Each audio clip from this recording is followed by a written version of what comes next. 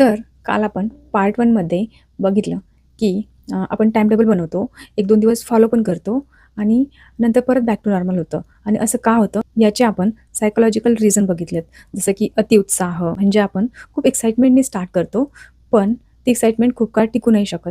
आणि second one असं होतं, की ऑल ऑर नथिंग माइंडसेट म्हणजे मी करेल तर पूर्णच करेल, नाहीतर मी काहीच नाही करणार. ह्या माइंडसेटनी आपण स्टार्ट करतो. आणि थर्ड म्हणजे मोटिव्हेशन वर्सेस डिसिप्लिन. म्हणजे आपण मोटिवेटेड तर असतो, पण डिसिप्लिन अजिबात नसतो. आणि त्यानंतर आपण त्याचे सोल्युशन पण बघितले. पण व्हिडिओ खूपच लाँग होत होता. म्हणून मी सोल्युशनवरती एवढं डिस्क्रिप्टिव्हली काही बोलले नाही. ओके. तर या पार्ट 2 मध्ये आपण पाहूया, की आपण त्यावरती काय सोल्युशन अप्लाय करू शकतो, जेणेकरून आपल्या त्या हॅबिट टिकवणं आपल्याला ईझी होईल. कारण आपल्याला माहिती असणं आणि त्या माहिती असलेल्या गोष्टी रिअल लाईफमध्ये अप्लाय करणं ह्या कंप्लीटली डिफरंट थिंग आहेत. म्हणजे दोन्ही खूप वेगळ्या थिंग्स आहेत. माहिती असणं हे म्हणजे माहिती सगळ्यांना असतं, पण सगळेच अप्लाय नाही करू शकत. सो काही जे सोल्युशन्स मी सांगितलेत, त्यांचा रेफरन्स जेम्स क्लिअरच्या ऑटोमिक हॅबिट या बुकमधून घेतला आहे.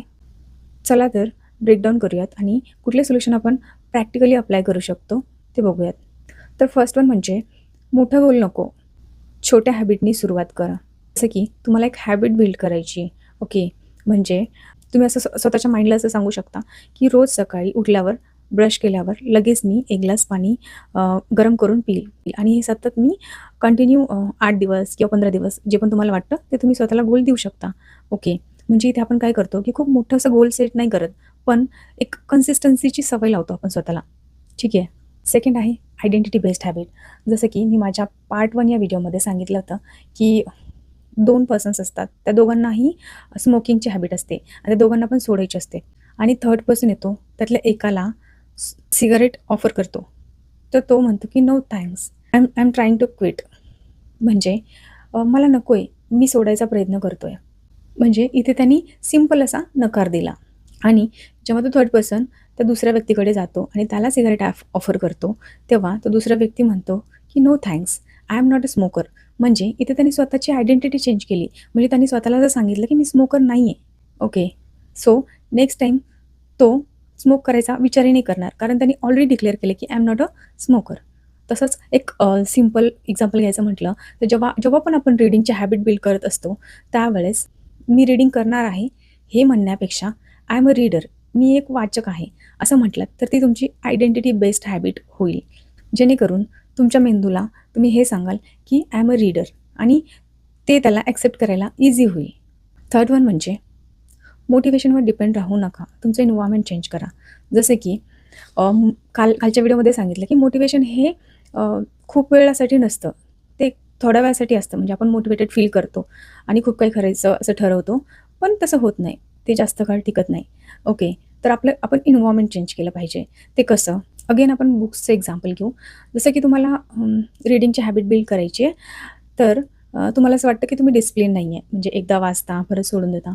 त्यावेळेस तुमचं एन्व्हायर्नमेंट असं आहे, की रात्री तुमच्या हातात फोन असतो आणि पुस्तक कबर्डमध्ये असतं किंवा बुक सेल्फमध्ये असतं, जे की दुसऱ्या रूममध्ये आहे. ओके. तर मग ते बुक तुम्हाला जाऊन आणायला एफर्ट्स लागतात आणि मेंदूला एफर्ट्स नको असतात. मोबाईल तुमच्या हातात आहे, तर तुम्ही तोच स्क्रोल करत राहणार. तुम्ही काय केलं पाहिजे, ते बुक तुमच्या जवळ असलं पाहिजे आणि मोबाईल थोडासा दूर असला पाहिजे. जेणेकरून तुम्ही असं एन्व्हायर्नमेंट क्रिएट करताय, की तुम्ही फोन स्क्रोलला नाही, तर रीडिंगला प्रायोरिटी द्याल. अनेकदा आपण असं म्हणतो, की मी डिसिप्लिन नाही आहे. पण प्रॉब्लेम हा डिसिप्लिनचा नसतो. आपल्या आजूबाजूचं एन्व्हायर्नमेंट तसं नसतं. आणि नेक्स्ट आहे हॅबिटला एक्झिस्टिंग रूटीनसोबत जोडून टाका. फॉर एक्झाम्पल तुमच्या रूटीनपैकी ब्रश करणं, अंघोळीला जाणं हे एक तुमच्या रूटीनचा पार्ट आहे. ठीक आहे. तर अंघोळ करून आल्यावर लगेचच मी मेडिटेशनला बसेल. म्हणजे right after right after your bath तुम्ही मेडिटेशनला बसलं पाहिजे. म्हणजे तुम्ही तुम्ही ते काय करताय, की अंघोळीच्या नंतर लगेचच मेडिटेशन करणार हे तुमच्या माइंडला सांगताय. म्हणजे काय होईल, त्याला ऑलरेडी आपली ती रूटीन सेट आहे. ठीक आहे. तर त्या रूटीनला आपण हे आपलं जे हॅबिट आहे, न्यू हॅबिट आहे, ते आपण जोडतोय. तर हे तुम्ही कुठल्याही तुमच्या नवीन हॅबिटसाठी करू शकता. म्हणजे सपोज तुम्हाला एखादी नवीन हॅबिट बिल्ड करायची आहे, तर तुम्ही ही टेक्निक यूज करू शकता. म्हणजे नवीन जी हॅबिट तुम्हाला बिल्ड करायची, त्या हॅबिटला एक्झिस्टिंग रूटीनसोबत जोडायचं. रात्रीचं जेवण झाल्यानंतर लगेचच चालण्याची क्रिया त्याला जोडली आहे. ठीक आहे. म्हणजे ती चालण्याची नवीन हॅबिट त्याला जोडली आहे. सो असं तुम्ही नवीन हॅबिट बिल्ड करू शकता. नेक्स्ट आहे, एका दिवसाच्या चुकीला स्वतःचं फेल्युअर समजू नका. का? कारण अगेन आय एम रिपीटिंग, कालच्या व्हिडिओमध्ये जसं मी बोलले, की आपण कधी-कधी विसरून जातो, की आपण माणसं आहोत, रोबोट नाही. सो एक दिवसाच्या चुकीला फेल्युअर समजू नका.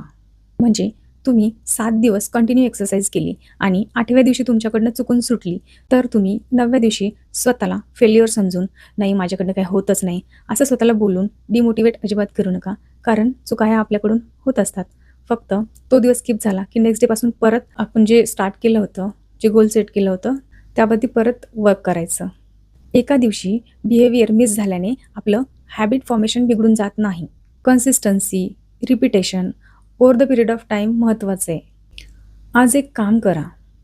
तुम्हाला तुमच्या आयुष्यात कोणती एक हॅबिट बिल्ड करायची आहे ते ठरवा. तिचं स्मॉलेस्ट व्हर्जन लिहा.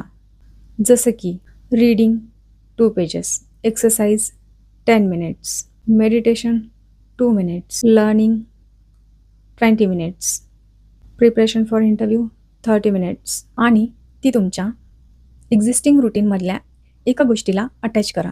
जसं की जर तुम्हाला कॉफी घ्यायची सवय असेल, तर कॉफी घेतल्यानंतर किंवा चहा घेतल्यानंतर लगेचच रीडिंग करायला चालू करायचं. म्हणजे कॉफी घेणं किंवा चहा घेणं ही आधीचा तुमचा रूटीनचा पार्ट आहे. त्यानंतर लगेच तुम्ही एक तुमची नवीन हॅबिट अटॅच करताय, रीडिंग. ओके.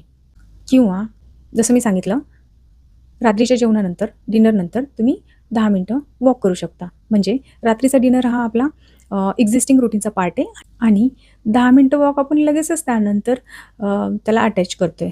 तर तुम्हाला किंवा तुमच्या मेंदूला लक्षात ठेवायला इझी जाईल. तसंच लॅपटॉप बंद की लर्निंग चालू किंवा तुमचं इंटरव्ह्यूचं प्रिपरेशन चालू, असं म्हणजे एक एक्झिस्टिंग रूटीनला आपण अटॅच करत चाललोय एक-एक गोष्टी. ठीक आहे. म्हणजे तुमच्या कन्व्हिनियन्सनुसार तुम्हाला जसं योग्य वाटतं, तुम्हाला जसं जमतं, तसं तुम्ही ऑलरेडी तुमचा जो रूटीन आहे त्यामध्येच तुमच्या नवीन हॅबिट्स अटॅच करू शकता. इन बिटवीन त्यामध्येच तुम्ही कुठेही त्या हॅबिट्स तुम्ही अटॅच करू शकता. बरं, हे झालं सोल्युशन.